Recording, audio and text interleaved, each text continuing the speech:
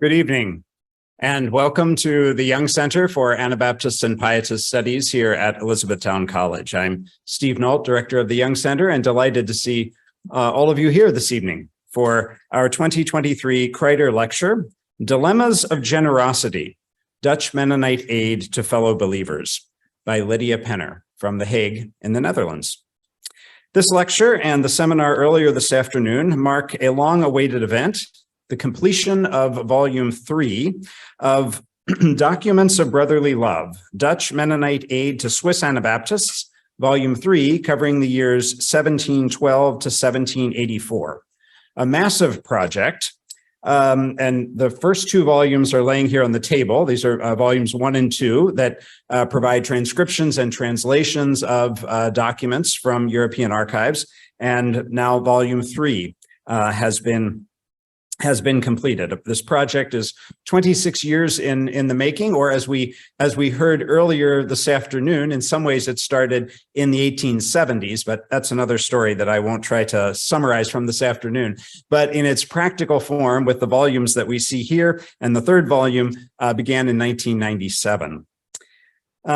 Colloquially, it was known as the Amsterdam Archives Project because the original documents were located in Amsterdam. These documents describe all sorts of things, but particularly our focus this evening is on the complex dynamics of 18th century Mennonite migration to Pennsylvania, as it was facilitated by Mennonites in the Netherlands. Before I introduce our speaker this evening, a word of thanks and a word of explanation. Thanks to the family of Ken and Carol Kreider, who through the Kreider Endowment here at the Young Center have made this event possible, and particularly this evening for bringing Lydia Penner to us from Europe. We're grateful for the Kreider's generosity. Second, a word of explanation. We are all disappointed that the promised actual copy of Volume 3 of Documents of Brotherly Love, which was anticipated being here, indeed the printer had promised that it would be here, is not here. That's why there are only 2 volumes here on the table instead of the third. The books are to be shipped now, hopefully the end of this week or the beginning of next week from Tennessee. So the now anticipated actual book availability will be Thursday, April 13th at 7 p.m. at the Martindale Reception Center. So there are some photocopied papers outside the door and also on our information table that has information again about the time and place if you want to pick those up, with information as well as information of how to purchase the book, even if you're not at this event and just want to place an order for the book. So those pages, some of them are black and white like this, some are copied in color, are sort of green and brown, and that has information about the book's availability April 13th. Our lecture this evening, Dilemmas of Generosity, Dutch Mennonite Aid to Fellow Believers, explores the fact that Dutch Mennonites in the 18th century were moved to compassion and generosity to assist persecuted Anabaptists in Switzerland and the Palatinate. And Dutch Mennonites pursued various means to help them, including helping them emigrate. And yet, when the demands became too great, when the flow of immigrants through Rotterdam, hoping to get to Pennsylvania, were just enormous, the Dutch sometimes wondered whether they needed to limit their generosity. The story from that time has not only historical value, but perhaps some contemporary resonance for us today, as so many millions of refugees are seeking other places of safety in our world today. Lydia Penner, our speaker this evening, is the co-editor and principal translator of Volume 3 of Documents of Brotherly Love. She grew up on a farm near Steinbach, Manitoba, in the Coeditor Mennonite Conference. She has done various kinds of work in her career, including journalism, ministry in the Dutch Mennonite Church, and translating. She is a certified translator working in multiple languages. She is a naturalized Dutch citizen and lives in The Hague in the Netherlands. Welcome, Lydia.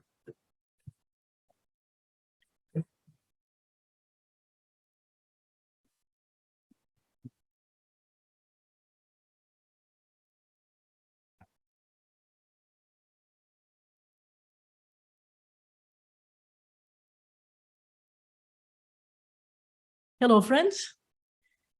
First, I want to thank the Young Center for inviting me to give this lecture in the launching of the third volume of Documents of Brotherly Love. From the beginning, I found the project fascinating, and I'm never tired of talking about it.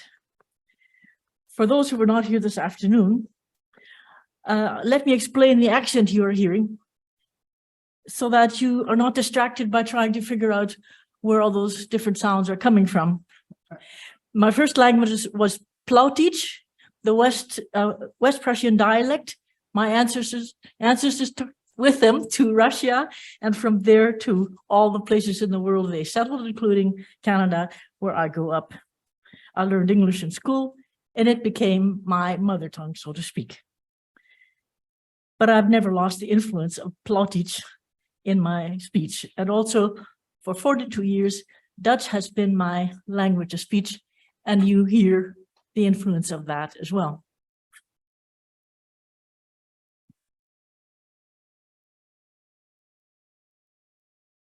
In Amsterdam, Holland, there was a committee with a capital C. It consisted of men from the largest Doopsgezinden or Mennonite congregations in the city, with the assistance of some others who called each other friends. They usually met in the church called the Toren, named after the nearby tower, because this building had good meeting places. It was the church of the Waterlanders, the most moderate of the Dutch Mennonites. And this congregation was united with Bij het Lam, named after the brewery next door. And so by means near.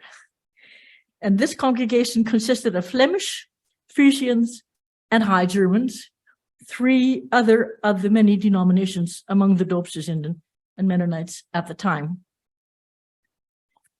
The other large Amsterdam congregation represented in the committee was the Zon, or the Sun, named after the former warehouse they met in. All three churches were located on the Singel Canal. And the only one of the buildings left today is Bij het Lam, now called the Singelkerk, which is no doubt familiar to those among you who have been on a tour to the Netherlands. And this committee came into being in response to the persecution of the Swiss fellow believers in the Canton of Bern. On November 5th, 1710, the Toren hosted the 37 delegates from 20 congregations and one denominational society from all over the Republic to discuss the distribution of the money already collected for the Swiss. It was the first ever Republic-wide meeting of the Dutch Mennonites. Here they affirmed the establishment of the fund which the Amsterdam congregations had set up the previous summer. The congregations decided to give the management of the fund into the hands of the Amsterdam congregations. The Holland congregations, Haarlem, Zaandam, Rotterdam, and Leiden were to be consulted when resolutions had to be made on very important matters. The committee formed by the delegates of these congregations was called the Committee for Swiss and Palatine Needs, or sometimes for Swiss, Polish, and Palatine Needs, when a response to the needs of the Polish friends were involved. In the Mennonite Encyclopedia, Nanne van der Zijp refers to this fund refers to the fund this committee managed as the Fonds voor Buitenlandse Noden, the relief fund for foreign needs. However, the origin of this name for the fund is obscure. I couldn't find who invented it.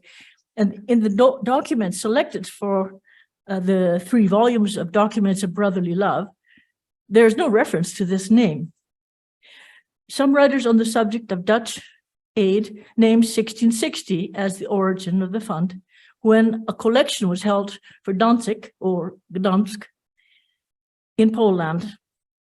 However, as far as I can make out, the collections held in the 17th century were separate and uncoordinated. The first permanent committee was established at the general meeting on November 5th, 1710.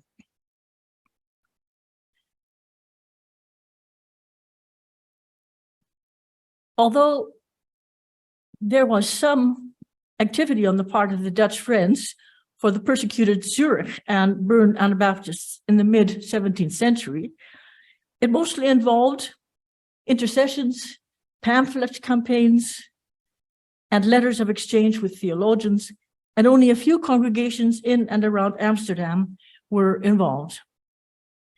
The first committee for coordinated aid was formed by the congregation of the Lam and Toren in January 1672 as a response to the news about the streams of Swiss Anabaptist refugees coming to Palatinate in southwest Germany. And this was a total of 643 people. The congregations there did their best for them, but they had only been in the Palatinate since 1652 and could not meet all the needs of these newcomers who came with little more than the clothes on their backs. The Palatine ministers were diffident about asking for help. They said they are approaching God and friends who are sympathetic and desire to show mercy. Yet we do not wish to make a law out of it for anyone, nor demand anything that can come from other than that can come from a sympathetic spirit or out of the goodness of the heart. The Lam and Toren responded by calling for a collection from their own members. Since the Amsterdam congregation had observed that there was a great deal of affection for the Swiss friends in other parts of the country, a letter was sent out to the congregations of Holland on January 7th, 1672, and on February 26th to congregations outside Holland. Some members of the Lam and Toren were sent to the Palatinate to have a look for themselves. Now, you may or may not know that Holland, today the provinces of North Holland and South Holland, was the largest, wealthiest, and most powerful province in the Dutch Republic. As a result, the whole nation was often referred to as Holland informally, which is confusing at times when only the province is meant. In volume 1 of the Documents of Brotherly Love, there is a reference to an unsigned letter from the Palatinate in which objections are made concerning the 4 representatives from the Lam and Toren. The Palatines could not regard them as brothers on these grounds: doubt about their beliefs on justification, allowing people not baptized on confession of faith to participate in communion, and marriages with people outside the congregation going unpunished. The committee was able to reassure them on all 3 points, vague though the explanations were.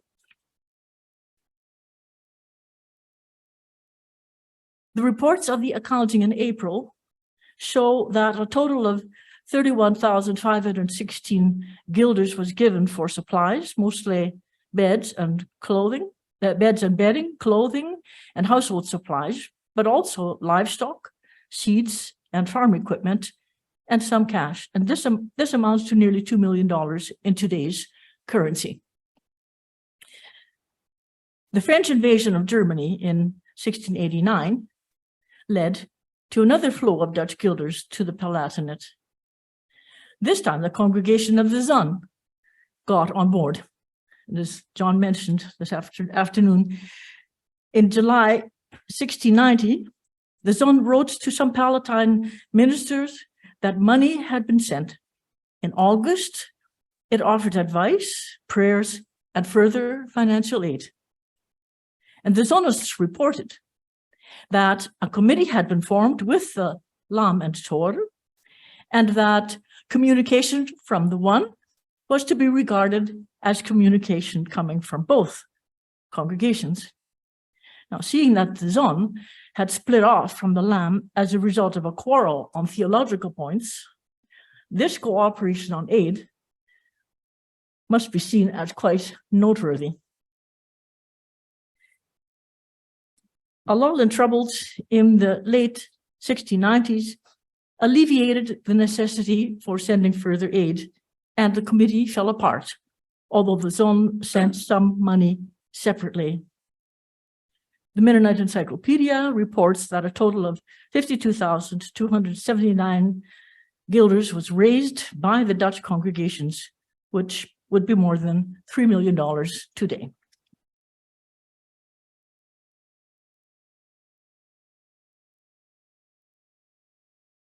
The involvement with the Swiss Anabaptists in the Canton of Bern that led to the formation of the Permanent Committee for Swiss and Palatine Needs on November 5th, 1710, began in 1709 with reports of severe persecutions. And already there were Palatines in the Netherlands. On December 12th of that year, the Lam and Toren and the Zon appointed delegates to a committee to work for fellow believers from the Palatinate settling in the Netherlands who urgently needed assistance. Soon afterwards, more letters came with information about the Anabaptists in the Canton of Bern. These included one from Johann Ludwig Runkel, a diplomat from Schaffhausen on the Swiss-German border. Runkel was appointed by the Dutch States General or Parliament to represent them in Bern. Runkel was to become a central figure in the aid project set in train by the reports on persecution in Bern. Now, what was Bern's problem with the Anabaptists? War, mostly. There were the civil wars between Catholic and Protestant cantons, and the threat of their neutrality being broken in the many wars fought nearby. And in 1710, it was the War of the Spanish Succession. Bern had no standing army, but a militia in which one man per household served a few days every year. Now, the Anabaptists refused to do military service for reasons of conscience, faith. How, the authorities asked themselves, were regions with many Anabaptists to be defended? Neither did the Anabaptists swear an oath of allegiance. They were perfectly willing to declare their loyalty with a promise and a handclasp. However, their promises with a handclasp became questionable when, after being banished, they continually came back into the country after promising, though forced to do so, never to return. It is understandable that they did come back, for their families and possessions had to be left behind. Some Anabaptists supposedly even said that they had nothing to do with the government because it was not of God. The Bernese authorities concluded that these people could not be trusted, that they could not rely on these people's loyalty. Therefore, they called their hostility to the Anabaptists a political issue rather than a religious one. The Bern authorities tried various ways to root out this, in their view, pernicious evil. They tried conversion by having Reformed ministers teach the Anabaptists. When that didn't work effectively, they took even harsher measures. Imprisoned Anabaptists were made to work hard on little food and drink, or given to service on French, Venetian, or Sicilian galleys, and sometimes even tortured. The Bern government was pleased with the offer of Frederick I, king in Prussia, for settlement opportunities. They encouraged the Anabaptists to accept this. This was in the area of the former Duchy of Prussia, which was under the control of the Hohenzollern of the Margraviate Brandenburg, with its capital, Berlin. And this was united with the Kingdom of Prussia. Sorry, I missed a line. The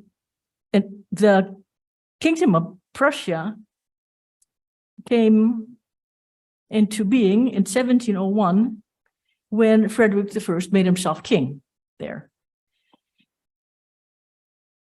After 1772, when Russia, Austria, and Prussia divided up Poland, it was called East Prussia. I mention these details because there's often confusion about Royal Prussia, which was in Poland, and the former Duchy of Prussia, which became the Kingdom of Prussia. The Dutch Mennonites did not immediately set about holding a major collection for the Swiss Friends. On February 24th, 1710, the delegates from 19 congregations of Holland and West Friesland, that was the northern part of Holland, and one congregation from the province of Friesland, gathered in the Toren or sent a letter to discuss what they could do for the rescue or relief of the Swiss Friends, as well as for the needs of those in the Palatinate who were once again subject to the devastations of war. Here they decided that they would try to change Bern policy on the Anabaptists by getting their representatives in the States General in The Hague to push for a letter of intercession. After all, aid is not only about money. After many contacts and letters, this intercessory letter was written on March 15, 1710, and there followed many letters, reports, petitions, and intercessions on behalf of the Anabaptists in Bern and religious freedom in general from various sources, including one from the English Queen Anne. Shortly after the March 15th intercessory letter, the situation of the Swiss Friends was brought to light in the Dutch Republic itself. The Bern government asked the States General for passports for prisoners being deported to the British colony Carolina. These were refused. The Dutch government did not want to lend aid to religious persecution. On arrival in Nijmegen on April 6th, partly due to quick action on the part of some Dutch Mennonites, the prisoners were set free to go where they wanted. Now, none of the intercessions made any impression on the authorities in Bern. They were irritated by all this interference in their internal affairs. They pointed out that their situation was different from that of the Netherlands. The argument of the States General, for instance, that the Doopsgezinden and Mennonites in their territories were peaceful, loyal citizens who contributed to society, raised the rejoinder that this could not be said of the Anabaptists in Bern. They were recalcitrant, using harsh, insulting language against the government and the church leaders.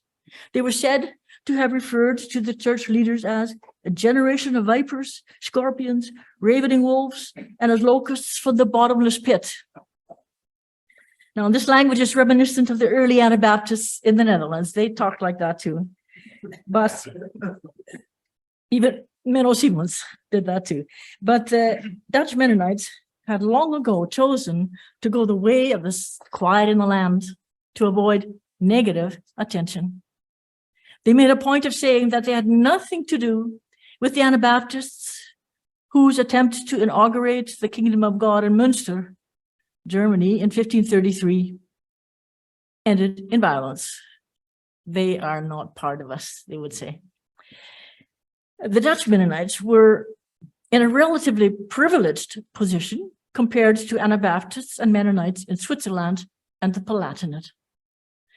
The Union of Utrecht in 1579 had done away with persecution on account of religion in the political entities now forming the Netherlands and Belgium. The Mennonites attained the right to make a promise instead of swearing an oath, and this is available to everyone nowadays. And they could hold worship service in their own church buildings, although these had to be hidden, built behind houses so that they could not be seen from the street, and nobody passing by would be tempted to enter them. The idea of the Dutch Mennonites was that the Anabaptists in Bern should enjoy the same kind of toleration they did. That was what they aimed for. Now, some like the wealthy merchant Hans Vlaming had already presented extensive arguments for this in various exchanges with theologians in the previous century. But according to the Bernese authorities, the situation of Bern did not allow this with respect to the Anabaptists.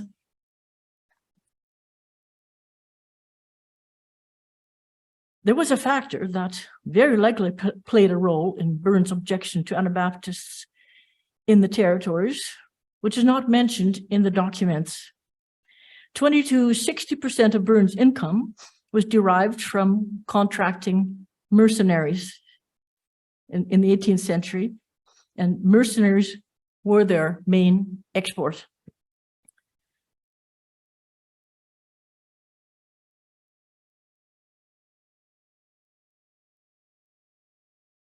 It was thus not only a matter of national security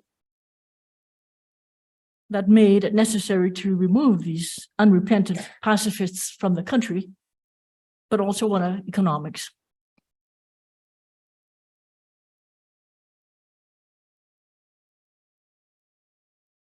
In August 1710, a circular letter was sent out by the Amsterdam Committee to all congregations who had held collections before, calling for them to hold a collection for the Swiss and Palatine Friends.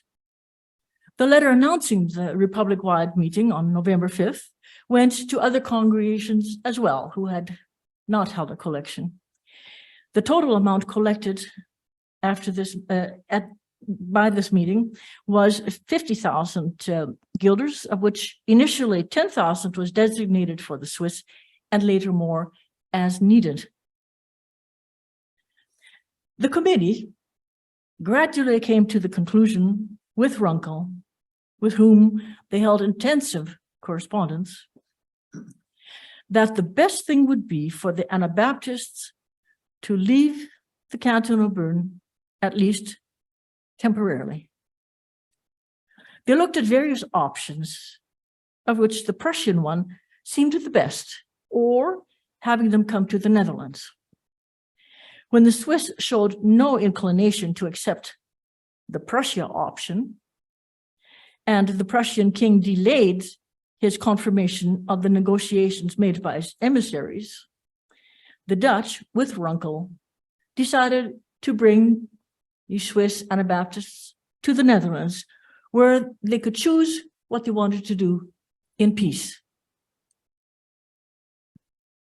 Although the States General at first objected to the committee finding lands in the Netherlands before the Prussian king had responded definitely to the proposals made, so as not to offend him, they did finally agree on December 30th, 1710, to Runkel's and the committee's proposal to have the Swiss brought to the Netherlands. The Bern Council approved of the plan.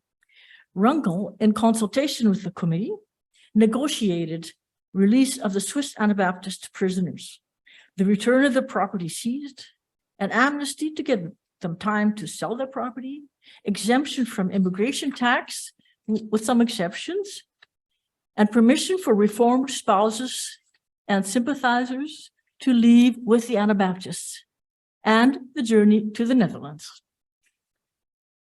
Now, all they had to do was to persuade the Anabaptists who were not in prison to join the emigration, and this was not wholly successful.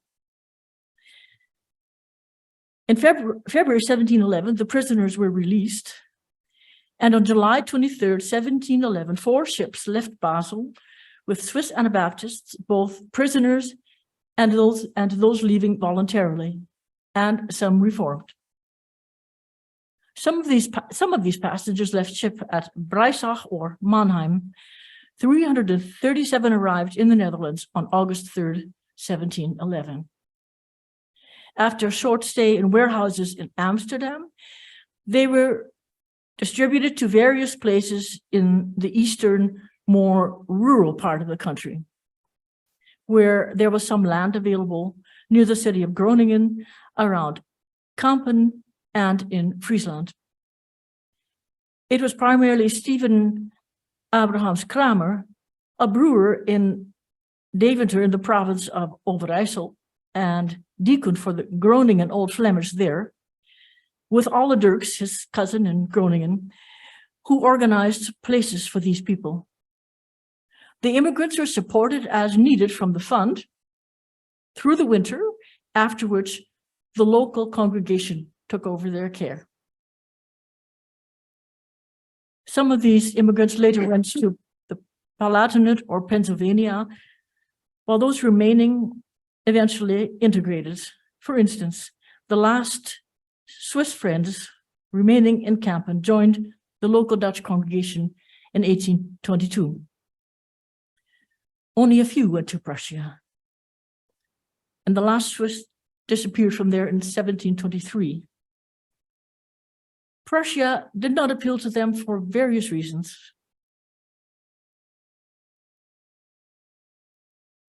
The land was marshy, and the area devastated by the troops of the rulers involved in the Great Northern War for the control of the Baltic. There had recently been a plague. There was concern that they would be made serfs by the aristocrats on whose lands they would live. Further, they did not want to live so far away from their fatherland. Such generosity in helping fellow believers of another country to immigrate and settle in the Netherlands, and the organization of it, is impressive. Yet the Dutch Mennonite theologian and historian Jaap Brusewitz enters a critical note. In his master's thesis on this emigration of Swiss friends, he suggests that the committee acted in a rather high-handed manner. However well meant, they more or less insisted that the Swiss fellow believers accept emigration on the terms offered. On Runkel's advice, they wrote a letter to persuade their Swiss friends to leave now, when the circumstances for it were favorable, warning them of the consequences if they did not. The Reistians, followers of Hans Reist, did not want to go. In fact, some of their leaders strongly advised against it. Very few Reistians who were not prisoners turned up for the journey. They had biblical reasons for this. The Amish, followers of Jacob Ammon, equally had biblical reasons for accepting emigration. Brusewitz also points out that by helping to remove Anabaptists from the Canton of Bern, the Dutch Mennonites were playing into the hands of the Bern government.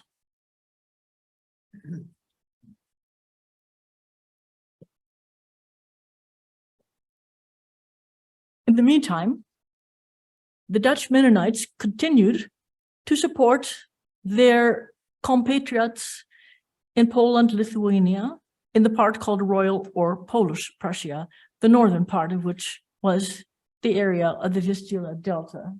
Let's see if I can point that out.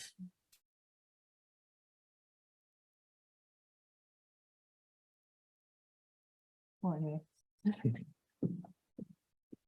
I'm not at all technical. Oh, yeah, okay. You just hold it in. Yeah.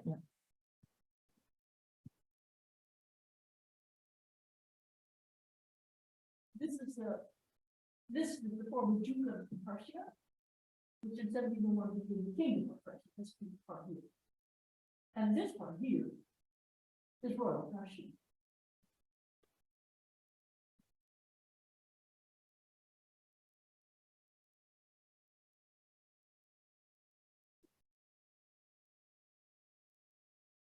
Dutch Anabaptists had already settled in Poland in the 16th century, and they maintained their close ties with the Dutch friends until well into the 18th century. For example, if they weren't allowed to baptize their children in Poland, they went to the Netherlands to have it done there. Their lands were regularly inundated by floods, such as the one in 1636 during the 30 Years' War, in 1651, and those in 1674 and 1675. Their lands were pillaged by soldiers in the First Northern War in 1655 to 1660, and in the Great Northern War in 1700 to 1721, which was the period of the Swiss Anabaptist immigration.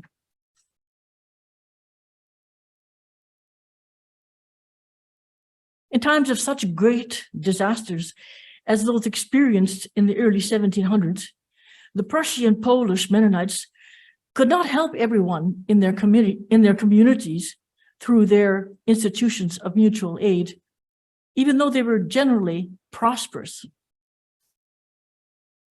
Arlette Kouwenhoven, in her book on the fairs of Amsterdam, who immigrated to Prussia and on to Russia, Canada, and Mexico, quotes from a letter of appeal to the Dutch Mennonites in the aftermath of the Great Northern War. In the Werder, the residents are not only poverty-stricken and wearied by frequently having to accommodate soldiers, but they have been robbed of their possessions. The roofs of their houses have been partly or completely removed. Some houses have been set on fire and razed and ruined by flames. Some people have been chased into the water by soldiers, others beaten, punched, and slashed. At the first mention of the distressing situation in Polish Prussia in 1714, the delegates to the February 16 meeting did not approve taking money from the collection for the Swiss and Palatines, but in October, they decided that the committee might borrow, in a manner of speaking, 3,000 to 4,000 of it until money could be collected specifically for Polish Prussia. In 1714, 10,000 guilders were raised for Polish Prussia, and in 1715 and 1717, approximately another 12,000.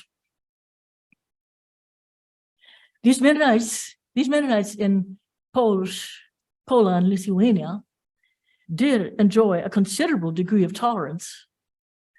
Poland and Lithuania was the first European country to introduce religious freedom. On January 6, 1573, the National Assembly in Warsaw signed an agreement not to engage in war for the difference of faith or church. No Polish monarch ever expelled the Anabaptists in spite of negative statements about them. They did not have to serve in the military. But local rulers, clergy, and residents could put restrictions on them, such as denying them citizenship, membership in guilds, recognition as masters, and the construction of churches and schools. They were tolerated primarily because they turned the marshy lands of the Vistula Delta into fertile agricultural land and were good at making money, which was benefit to the landlords and the government. It was different in the Kingdom of Prussia. King Frederick William I, who reigned from 1713 to 1740, pressed Mennonite men into the army. Protesters were ordered to leave the country. Mennonites often went to Berlin to negotiate with the king on this and other questions. They were actually, in that sense, they were politically active. Most of those expelled in 1724, because of refusal to do military service, moved into the Werder in Royal Prussia, but some did not. One group of roving exiles from Prussian Lithuania was invited by the Amsterdam Committee to settle in the Netherlands, and in 1732, the committee organized transport and land in 2 places, built houses and barns, provided supplies and cattle. According to W.J. Kuhler, in an article on Dutch aid in the Mennonite Quarterly Review, 65,000 guilders was spent on this project, and this would be nearly $4 million in today's currency. Augustus van Gulik, a Dutch minister of the 19th century, wrote 2 articles on the settlements in Wageningen, in the province of Gelderland, describing all the details of how it was set up, who lived in it, how it developed, and its demise. And in an analysis of what went wrong, he describes the work of the committee. To what can the total failure of the colonization in Wageningen be ascribed? At first sight, its sad end must surprise us very much when we remember with what great love the Amsterdam Committee of the Society was active in their behalf all this time. Could they possibly have expended more work and care on them? And this, while their time and energy was not only consumed by the colony in Walcheren, but also by the congregations in Prussia and Poland, those in the Palatinate, and one in Pennsylvania. A few hundred preserved letters and even more copies of replies to these witness to the fact that they constantly had their hands full. In these letters, the friends present them with all kinds of requests for all kinds of matters, requests for mediating in small differences and supplications for advice. Give me advice, someone writes, for I cannot keep my horse in the meadow. It jumps over all ditches. And there's no question to which no answer is given. Supplications are frequently heard. Send flax, send thread, send seed grain, send clothes, send this, and send that. Not to be overlooked, send money. There's always something to consult about. There's committee meeting after committee meeting, sometimes 2 or 3 times a week. The brothers never tire of it, never lose patience, no matter how often they might have felt almost discouraged. Most of these settlers went to Poland in 1736, sent off on their journey with a donation of 400 guilders for each family in their pockets. After this experience, the Dutch Mennonites lost interest in sponsoring further colonizations.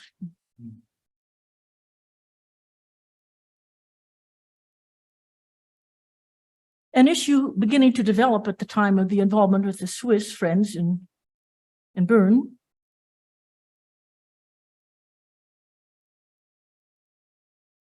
was the migration of Palatine Mennonites to Pennsylvania. This became a dilemma for the committee, but especially for the United Mennonite congregation in Rotterdam.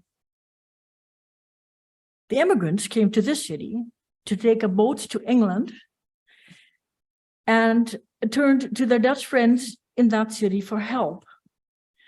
All immigrants to the British North American colonies had to sail from Great Britain in a British ship and with a British shipper, a British captain, and Rotterdam had an international harbor. The first known request for help from the Dutch Mennonites for paying fares to Pennsylvania came from the Quaker Jacob Tilner in 1709. He wrote from London to the Lamb and Toren congregation about 6 families of Mennonites from the Palatinate who needed money for travel to Pennsylvania, and 8 families had already departed. He was very persuasive. It would be a great comfort for the poor sheep if the rich brothers and sisters would supply their need from their abundance and allow some crumbs to fall from the tables to these poor Lazaruses. He had also written to Haarlem. In April 1717, 2 Mennonites from Northern Holland sounded alarm. They had heard a report that 200 Palatine Mennonites were on their way to Rotterdam for a journey to Pennsylvania. Their advice to the committee was to send them back. We have enough troubles of our own in Holland, they said, without taking on the travel costs of these people. Shortly after this letter, Rotterdam reported to the committee that 300 Palatines had shown up, of which 4 families were destitute. The Rotterdam Mennonites did not have the heart to send these back and gave them 600 guilders for the journey. These were followed by more Palatines. In June 1726, Peter Kolb and other Palatine ministers wrote that there were 150 Mennonites wanting to go to Pennsylvania. They let the committee know that they earnestly charged that no one should leave for Pennsylvania without money to pay the costs. They in the Palatinate could not help them with fare and supplies. What should they do? The committee strongly advised both the well-off and the poor not to go. It cost money to wait in Rotterdam for a ship.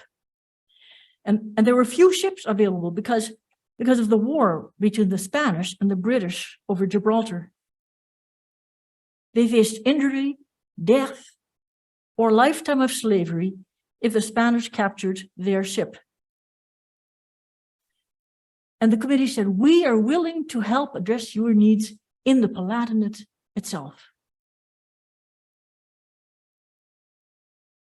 The Rotterdam United Mennonite congregation kept helping friends who turned up with testimonials from their ministers. Now, these were required because the Dutch only wanted to help fellow believers.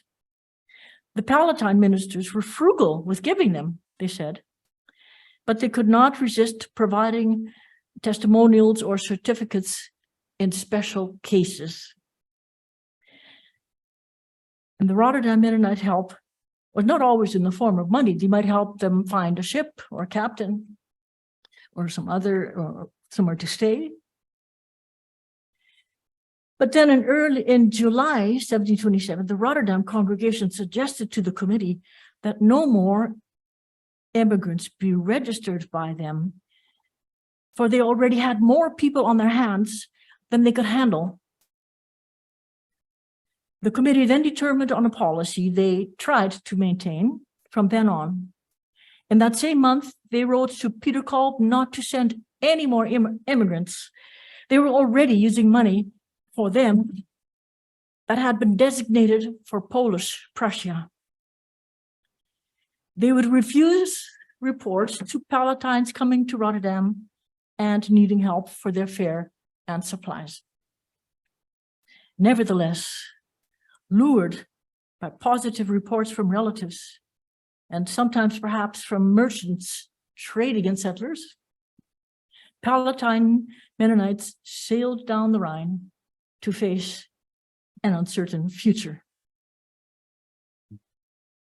In this situation, it was impossible for the committee to refuse all support. As the Rotterdam congregation wrote to the committee in June 1731, while we alone are faced with this flood of people, whom we are not in a position to help, but from whom we cannot withdraw ourselves entirely. We do not think you will want to wash your hands of them entirely. This was the dilemma the Dutch faced. They were moved to compassion for the people with no means and wanted to act accordingly. But they had to be realistic about what they could do. They were better off than most, but they were not the bottomless well of support and sustenance they had hitherto appeared to be. They had their own poor to support and many obligations. And I think we recognize this sort of dilemma in our time with refugees coming our way. The Amsterdam Committee, it seemed to me that the Amsterdam Committee did not fully grasp the situation of the Palatines. Since they were not being persecuted on account of religion, as they thought, there was no reason for them to go to Pennsylvania. There was no reason to leave the fertile lands of the Palatinate for a hard life as pioneers in Pennsylvania, which for many began as unpaid labor, as indentured servants. Oh, what was it that led these Palatine Mennonites to go to Pennsylvania against all advice? In 1717, the Palatines feared persecution when the second Catholic prince acceded in 1716. Some did not want to wait for the prince to confirm the concession of Charles Louis in 1664, allowing the Mennonites to live in the Palatinate for the price of 6 Rhenish guilders per family head, and to practice their religion within certain limitations. They packed their bags and left for the land of the free. Their fears were not unfounded. Although the Palatine Mennonites were not persecuted like their Swiss friends, nor exactly banished, the new prince-elector found ways to make life even more difficult for them than it already was. Charles Philip, who ruled from 1716 to 1742, introduced in 1726 a law that Mennonites could be dispossessed of their land if someone from the Catholic, Lutheran, or Reformed Calvinist church claimed it, paying only the purchase price. And this was based on the agreement in the Treaty of Westphalia of 1648, which specified that only 3 religions were accepted, and the Anabaptists were specifically excluded from toleration in this treaty. By applying all possible legal means, the Mennonites got an agreement from the prince-elector that this new decree would not apply to land already possessed, and new purchases could not be claimed within 3 years. There was more to come. Besides the recognition or protection money, they paid 5 golden tax for the militia on top of taxes everyone else paid. Now the recognition money was to be doubled to 12 gulden. The Mennonites tried to persuade the prince to change his mind by sending copies of the concessions approved by all the foregoing princes since Charles Louis. They also presented some reliable witnesses, including from Catholics, to their industriousness and good behavior to show that they were valuable residents for the Palatinate prince-elector.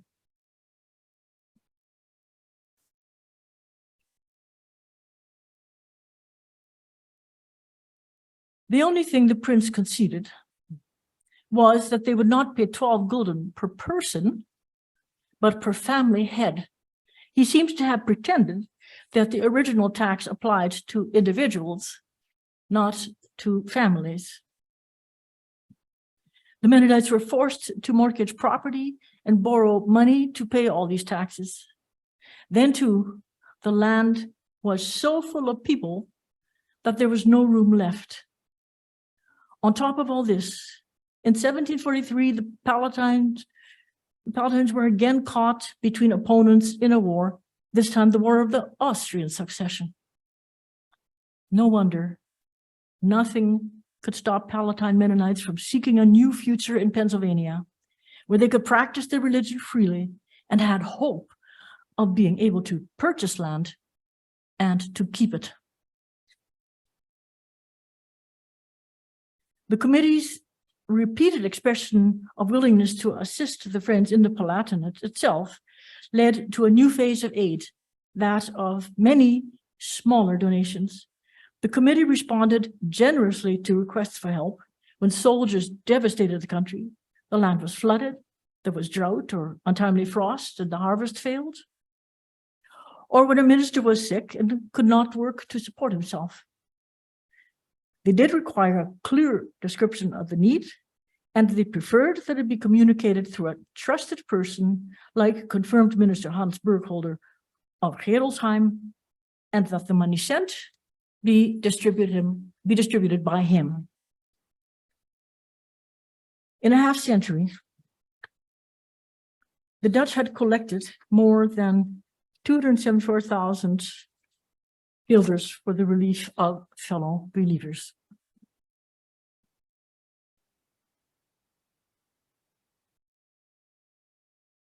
The supportive arm of the Amsterdam Committee remained in the memory of the settlers in Pennsylvania.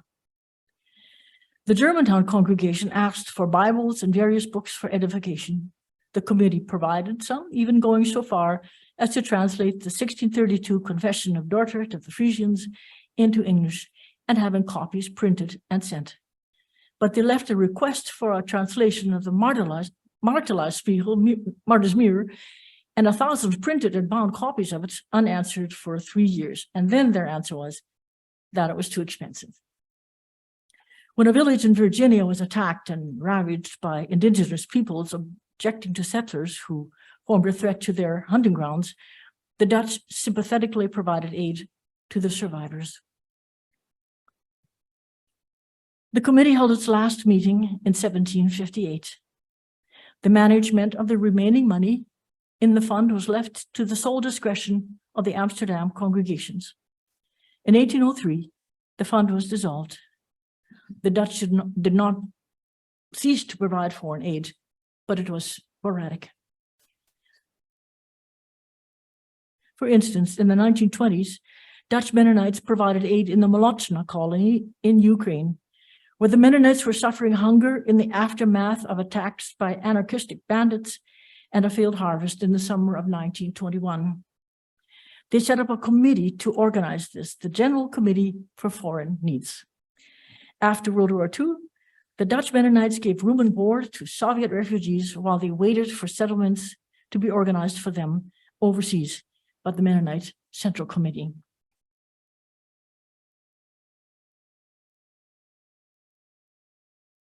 The Dutch Mennonites no longer play a central role in Europe with respect to aid. The countries, including a Mennonite population, all have their own organizations. Yet, in spite of some critical notes to be made on their high-handedness at times, as well as a hint of arrogance now and then, and often acting unconsciously or in full awareness from within the parameters of their own situation and their own brand of Anabaptism, we could remember the work of the Amsterdam Committee on behalf of the Doopsgezinden congregations with a sense of wonder. They wrote letters and copies of them by hand. In a time when no centrally organized banking system or even a lack of banks in some places, they had an extensive network of contacts with merchants who accepted their various notes, such as bills of exchange, for money transfers to other countries and converted them into local currency. This was a time when mail was delivered from place to place on horseback or coach or by ship.